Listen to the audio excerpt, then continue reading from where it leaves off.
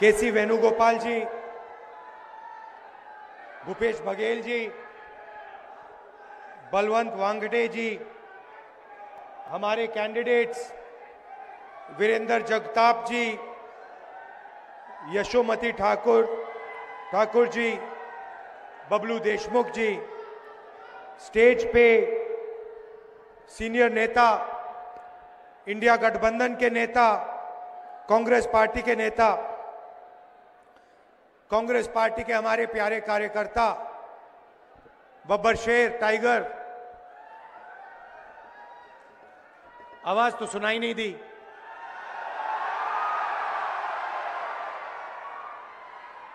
Shiv Sena, NCP और बाकी parties के, गठबंधन के पार्टीज के कार्यकर्ताओं का भी मैं यहां स्वागत करता हूं। आप सबका नमस्कार।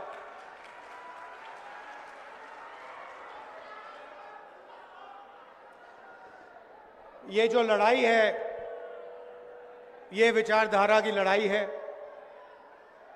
एक तरफ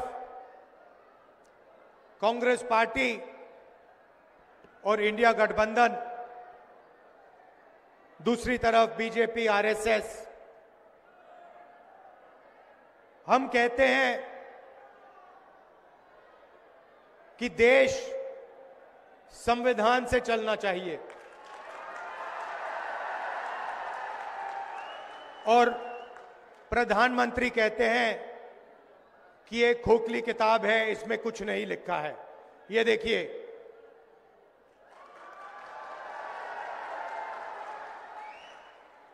ये किताब खोखली सिर्फ आरएसएस के कार्यकर्ताओं के लिए और बीजेपी के लोगों के लिए है। हमारे लिए ये इस देश का डीएनए है। इसके अंदर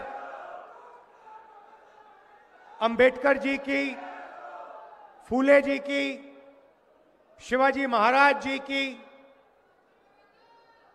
बुद्ध भगवान की, नारायण गुरु, बसवना, महात्मा गांधी, इन सब की सोच हमारे लिए इस किताब में है।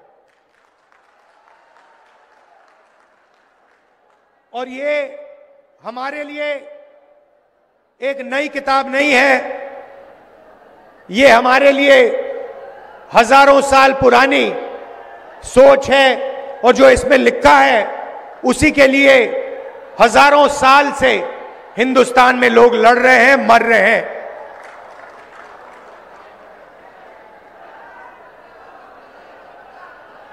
प्रधानमंत्री और बीजेपी के लोग बंद कमरों में छुपकर इस संविधान की हत्या करते हैं। मैं आपसे पूछना चाहता हूं, जब महाराष्ट्र की जनता से उनकी सरकार चोरी की गई, जिस मीटिंग में अदानी जी बैठे थे, अमित शाह जी बैठे थे, जो सरकार चोरी करने की मीटिंग थी, जिस मीटिंग में निर्णय लिया गया था कि एमएलएस को खरीदा जाएगा, करोड़ों रुपए के लिए खरीदा जाएगा, क्या जब अमित शाह जी और बीजेपी के लोगों ने यह मीटिंग की, जब उन्होंने आपकी सरकार खरीद कर आपसे चोरी की, क्या वो संविधान की रक्षा कर रहे थे? इसमें कहां लिखा है कि करोड़ों रुपए देकर महाराष्ट्र की जनता की सरकार को चोरी किया जाए? कहां लिखा है? मुझे दिखा दो। संविधान में कहां लिखा है कि सरकार को चोरी करना चाहिए? और आज महाराष्ट्र में हर एक व्यक्ति को मालूम है वो सरकार क्यों चोरी की गई थी। वो सरकार धारावी के कारण चोरी की गई थी, क्योंकि बीजेपी के लोग नरेंद्र मोदी, अमित शाह, धारावी की जमीन, महाराष्ट्र के गरीब लोगों की जमीन, 1 लाख करोड़ रुपए की जमीन अपने मित्र गौतम अदानी को देना चाहते थे। इसीलिए महाराष्ट्र की सरकार आपके हाथों से चोरी की गई है, और यह पूरा महाराष्ट्र जानता है, पूरा महाराष्ट्र जानता है। आंखों के सामने करोड़ों रुपए देकर, एमएलए खरीदकर आपकी सरकार आपसे छीनी गई, चोरी की गई। और प्रधानमंत्री ने, अमित शाह जी ने, पूरा देश जानता है कि इन्होंने ये काम करवाया है। पैसे अगर दिए गए हैं तो वो आसमान से नहीं गिरे। हिंदुस्तान में 40-50 करोड़ रुपए कोई ऐसे फ्री में नहीं देता है।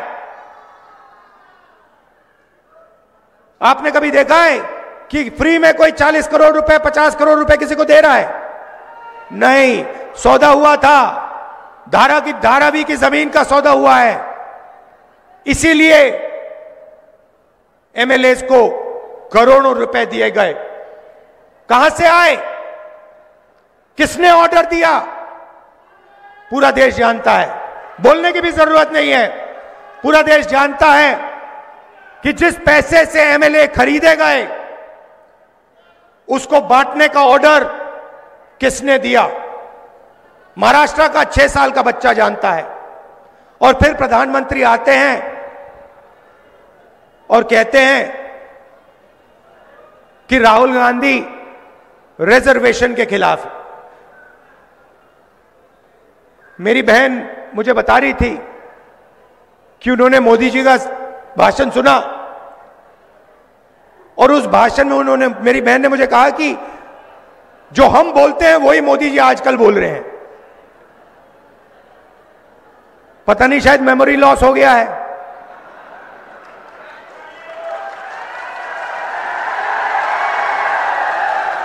जैसे अमेरिका का पूर्व राष्ट्रपति था, कभी कुछ बोलता था, कभी कुछ बोलता था, भूल जाता था। उसको याद दिलाना पड़ता था पीछे से, भैया आपको ये नहीं बोलना, आपको ये बोलना है। वहां पे यूक्रेन का राष्ट्रपति आया और अमेरिका के राष्ट्रपति ने कहा कि भैया रूस के राष्ट्रपति पुतिन आए हैं। उनके पीछे लोग आए, कहे नहीं नहीं नहीं भैया रूस के नहीं है, यूक्रेन के हैं। उनका मेमोरी लॉस हो गया था। वैसे ही हमारी प्रधानमंत्री का मेमोरी लॉस हो रहा है।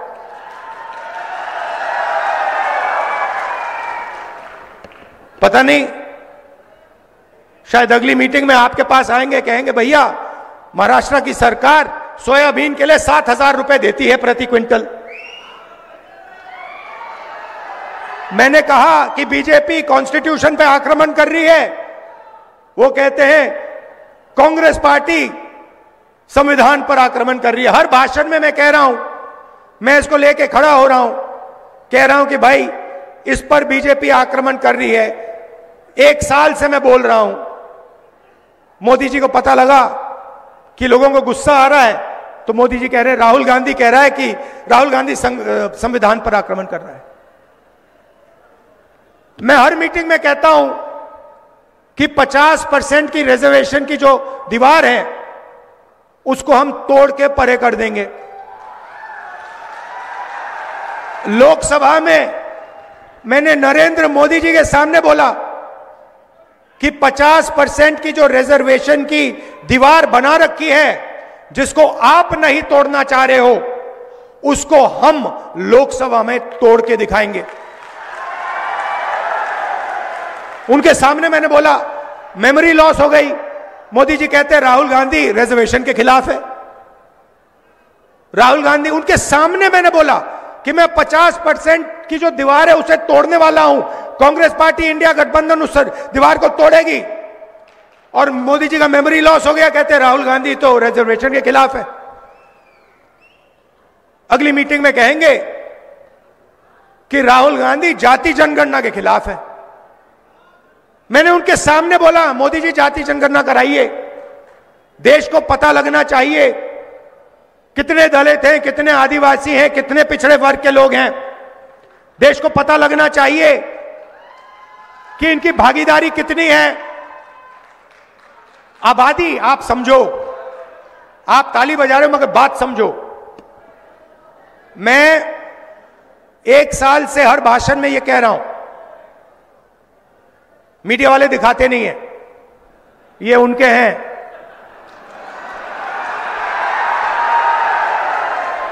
अच्छा, मजे की बात है, जब मैं कहता हूं ये उनके हैं तो ये मेरी ओर देख के मुस्कुराते हैं, कहते हैं हां हम उनके हैं, आपके नहीं हैं। देखिए मुस्कुरा रहे हैं, देखिए देखिए देखिए, ये देखो, ये ऐसे कर रहा है, देखो।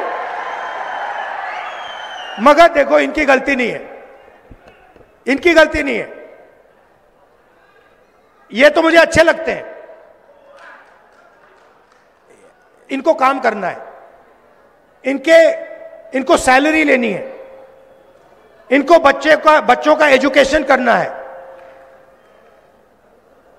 इनको खाना खाना है।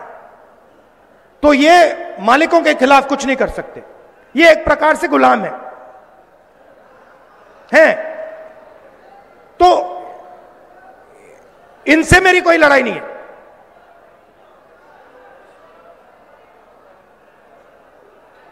मगर ये हमारी बात कभी नहीं दिखाएंगे, 24 घंटा मोदी जी का चेहरा दिखाएंगे, हमारा भाषण कभी नहीं दिखाए। जैसे अभी मैंने बोला नरेंद्र मोदी जी का मेमोरी लॉस हो गया, ये कभी नहीं बताएंगे, सवाल नहीं उठता। आप देखना, आज शाम को टीवी देखना, कहेंगे मोदी जी की मेमोरी तो बड़ी जबरदस्त है, वो एक बार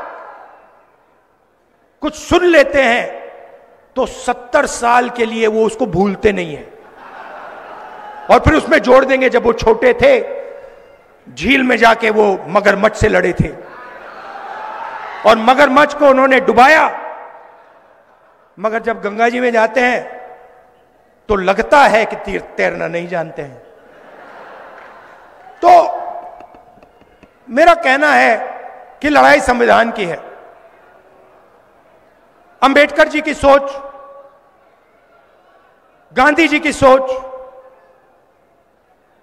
बुद्ध भगवान की सोच, फूले जी की सोच, उसकी हम रक्षा कर रहे हैं। जब हम कहते हैं कि जाति जनगणना होना चाहिए, मैं आपसे पूछता हूं, क्या अंबेडकर जी जाति जनगणना के साथ होते या खिलाफ होते? साथ होते ना। फूले जी साथ होते खिलाफ होते? बुद्ध भगवान साथ होते खिलाफ होते? नारायण गुरु, बसवना, महात्मा गांधी साथ होते खिलाफ होते? नरेंद्र मोदी खिलाफ है। नरेंद्र मोदी जाति जनगणना के खिलाफ है, क्योंकि अगर खिलाफ नहीं होता तो 5 साल 7 साल पहले वो उसको करवा देता। मगर नरेंद्र मोदी नहीं करवाना चाहता है, और आज मैं आपको ये बताने आया हूं क्यों।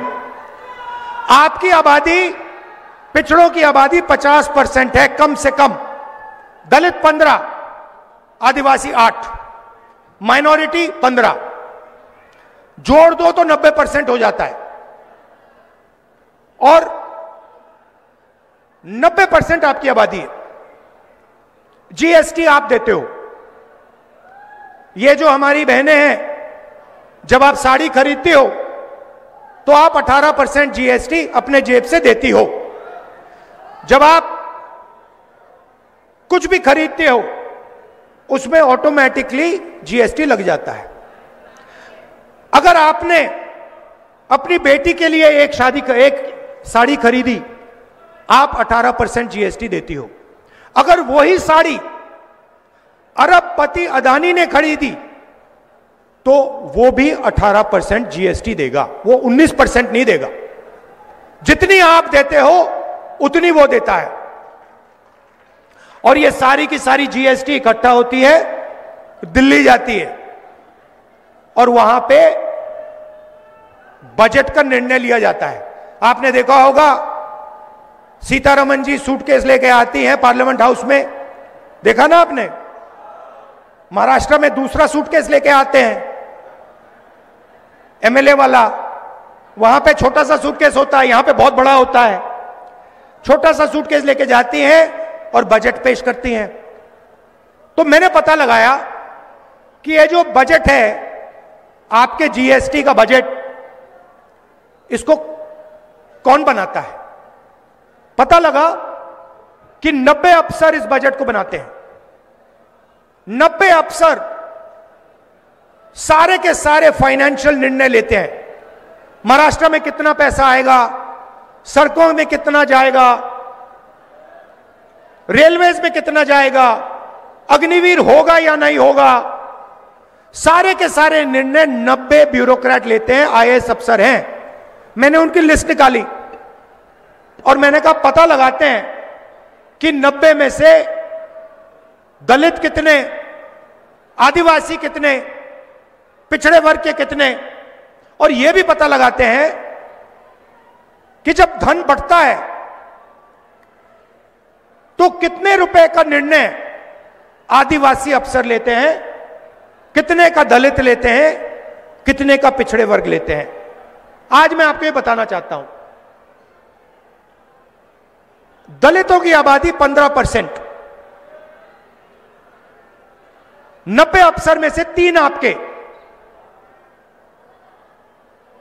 और 3 अफसर अगर बजट में 100 रुपए बढ़ता है तो 3 अफसर पूरा मिलाकर 100 में से 1 रुपये का निर्णय लेते हैं। दलितों की आबादी 15%, बजट में दलितों की भागीदारी 1 रुपया 100 रुपए में से। आदिवासी 8% आबादी, 100 रुपए में से 10 पैसे का निर्णय ये लेते हैं। आबादी 8%, भागीदारी 100 रुपए में से 10 पैसा। और पिछड़े वर्ग के कम से कम 50% आपकी आबादी है। 3 अफसर हैं आपके 90 में से, छोटे छोटे डिपार्टमेंट दे रखे हैं।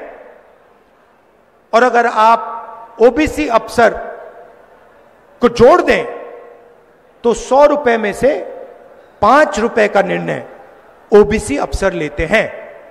मतलब अगर आप दलित, आदिवासी और पिछड़े वर्ग को जोड़ दें तो 6 रुपए 10 पैसे 100 रुपए में से आप निर्णय लेते हो। आपकी आबादी 50%, 15%, 8%, 73% होता है टोटल,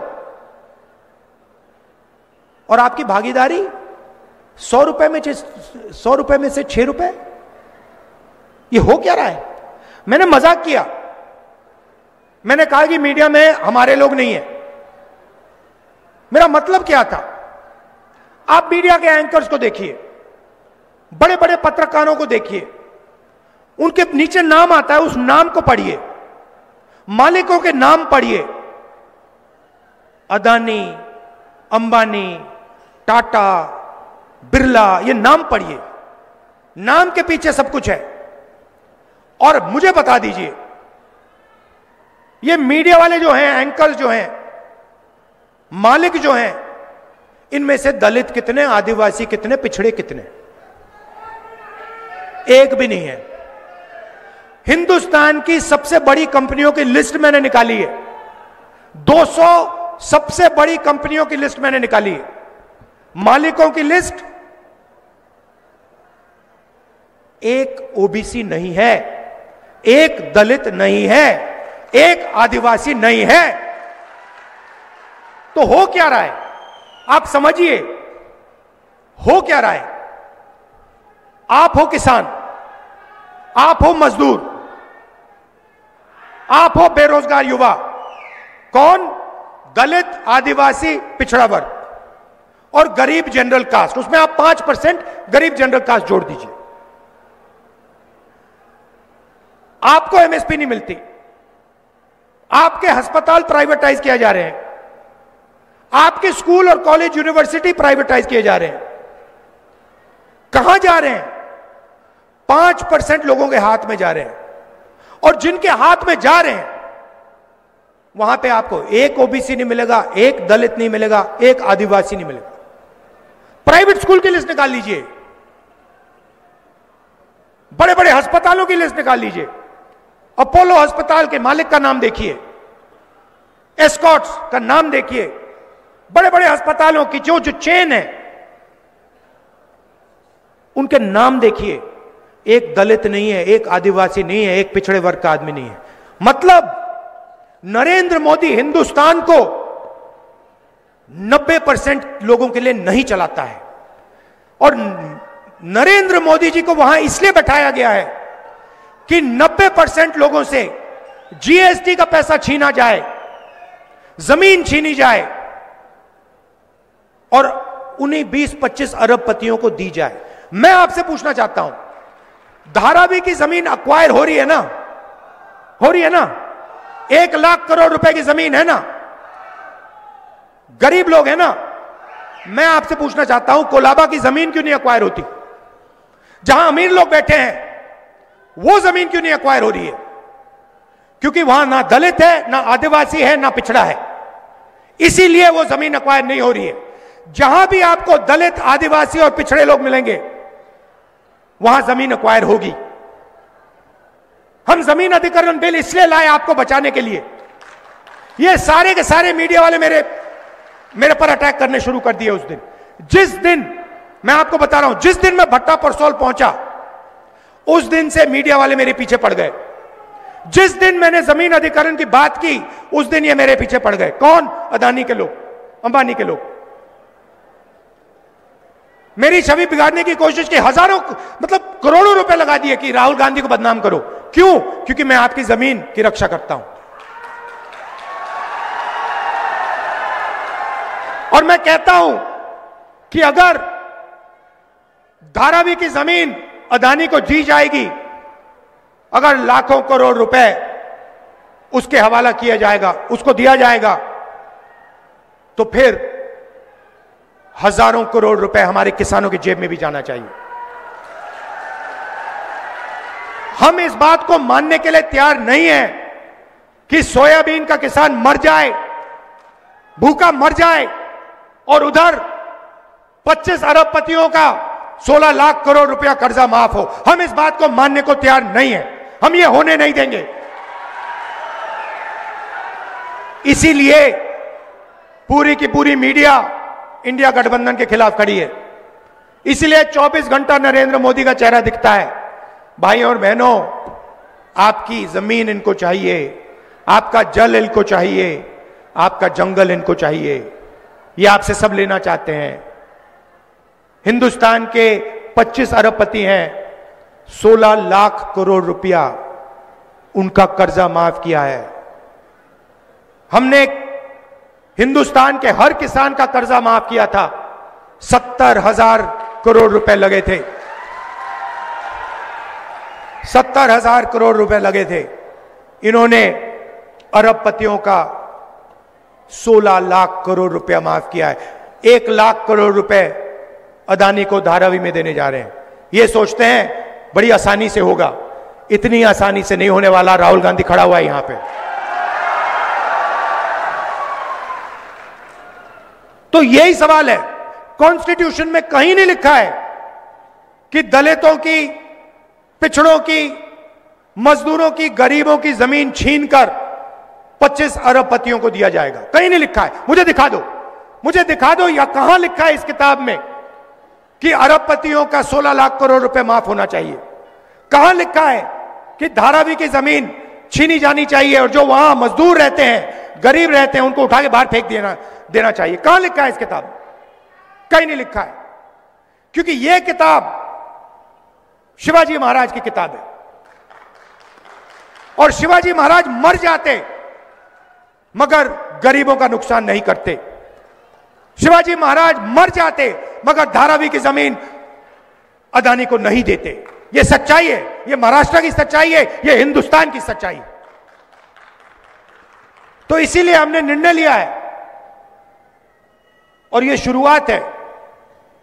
दिल्ली में सरकार नहीं बनी, नहीं तो हम आपको अच्छी तरह दिखाते। हमने निर्णय लिया है कि अगर वो अरबपतियों को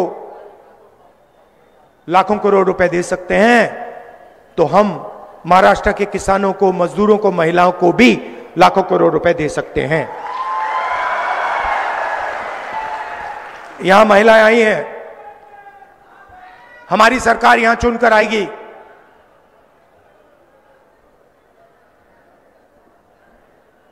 दिसंबर में आप सुबह जगेंगी और कहेंगी कि चलो देखते हैं बैंक अकाउंट में कितना पैसा है, और आपको पता लगेगा कि इंडिया गठबंधन की महाराष्ट्र की सरकार ने महीने का 3,000 रुपए आपके बैंक अकाउंट में डाल दिया है। आप अपने बच्चों से जाके कहेंगी 3,000 रुपए हमारे बैंक अकाउंट में इस महीने के लिए आएगा, और आपके बच्चे आपसे कहेंगे मम्मी अगले महीने भी 3,000 रुपए हमारे बैंक अकाउंट में आएगा, उसके बाद भी आएगा, उसके बाद आएगा। हर महीने पहली तारीख 3,000 रुपए हमारे बैंक अकाउंट में, हमारे गरीब परिवार के बैंक अकाउंट में इंडिया गठबंधन की सरकार डालेगी। जैसे नरेंद्र मोदी जी अदानी जी के बैंक अकाउंट में पैसा डालते हैं, 1 अरबपति के बैंक अकाउंट में डालते हैं, वैसे ही हम हजारों लाखों महाराष्ट्र की महिलाओं के बैंक अकाउंट में पैसा डालने जा रहे हैं। और फिर उसके बाद आप अपने पति से कहेंगी मैं मार्केट जा रही हूं, मोदी जी ने महंगाई बढ़ा दी है, शॉपिंग करने जा रही हूं। आप बस स्टैंड में जाएंगी, बस में घुसेंगी और बस कंडक्टर आपको कहेगा आप महाराष्ट्र की महिला हैं, आप महाराष्ट्र के भविष्य की देखभाल करती हो, बस का टिकट फ्री है। आपको 1 रुपया नहीं देना पड़ेगा। महाराष्ट्र में जितना आप घूमना चाहती हैं, बस में जहां भी आप जाना चाहती हैं, आप फ्री में जाएंगे। और फिर क्या होगा? फिर महाराष्ट्र के किसान कहेंगे राहुल जी आपने महिलाओं के बैंक अकाउंट में 3,000 रुपए डाल दिए, उनकी बस टिकट फ्री कर दी, हम बस में जाते हैं, कंडक्टर हमसे पैसा मांगता है, आपने ये क्या कर दिया? तो फिर हम महाराष्ट्र के किसान से कहेंगे कि घबराइए मत, 3 लाख रुपए तक का कर्जा आपका महाराष्ट्र की सरकार माफ करेगी। फिर सोयाबीन के किसान हमें कहेंगे कि राहुल जी पिछली सरकार में हमें सोयाबीन के लिए, मनमोहन सिंह जी की सरकार में हमें सोयाबीन के लिए सही पैसा मिलता था, ये अदानी वाली सरकार है, ये हमें सही दाम नहीं देती सोयाबीन के लिए। और हम आपसे कहेंगे घबराइए मत, महाराष्ट्र में फिर से कांग्रेस पार्टी की सरकार आ गई है, सोयाबीन के लिए आपको 7,000 रुपए प्रति क्विंटल मिलेगा। और प्याज के जो किसान हैं उनसे हम कहेंगे देखिए हमने देखा है कि प्याज के दाम ऊपर नीचे जाते रहते हैं, आपका नुकसान होता है, तो हम आपके लिए एक महाराष्ट्र सरकार में प्याज के दाम को मैनेज करने के लिए एक फेयर प्राइस कमेटी बैठाएंगे जो आपके प्याज के दाम को कंट्रोल करेगी। और कपास के किसानों को ये दिखाना जरा भैया,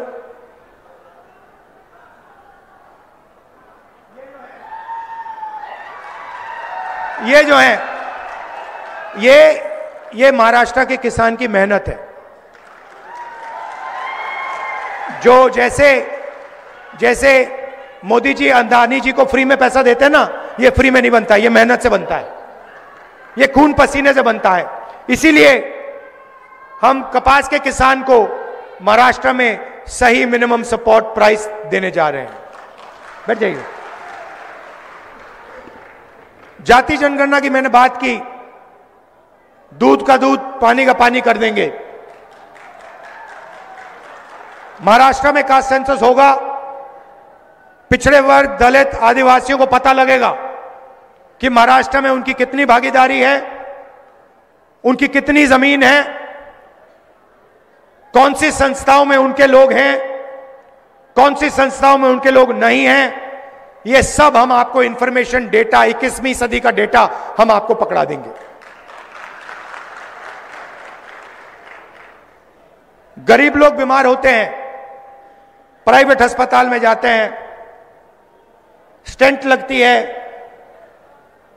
वाल्व चेंज होता है, ऑपरेशन होता है, दवाई लेनी पड़ती है, पता लगता है लाखों रुपए खर्च हो गए।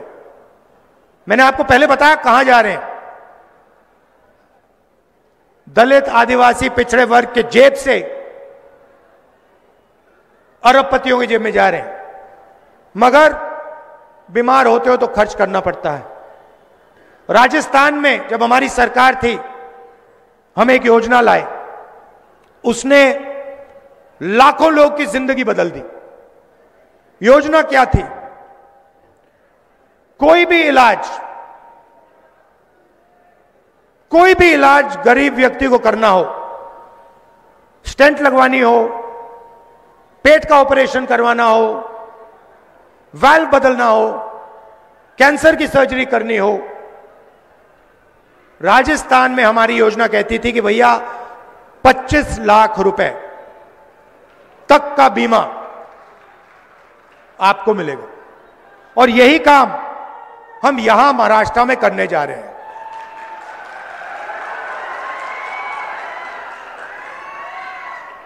इस भीड़ में कोई भी बीमार हो, और अभी होंगे लोग जिनको ऑपरेशन करवाना हो,